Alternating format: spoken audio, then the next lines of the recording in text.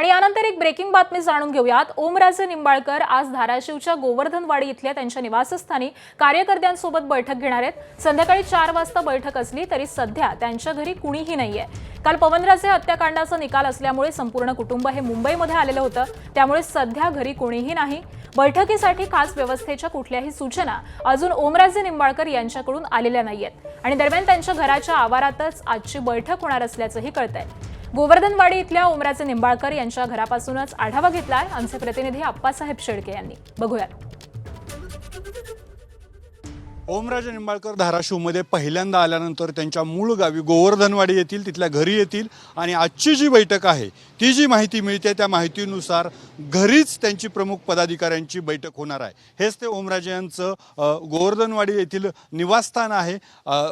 दैनंदिन राहण्याचं निवासस्थान हेच आहे। कुटुंबासह ते याच ठिकाणी राहतात आणि आता पवनराजे हत्या प्रकरणाच्या निकालासाठी संपूर्ण कुटुंब जे आहे ते पुण्याला गेलेलं होतं। काल निकाल लागल्यानंतर आज कुटुंबासह ओमराजे पुण्यावरून धाराशिवच्या दिशेने निघालेले आहेत आणि धाराशिवमध्ये जी 4 वाजताची बैठक होणार आहे प्रमुख पदाधिकाऱ्यांसह याच निवासस्थानी बैठक होईल।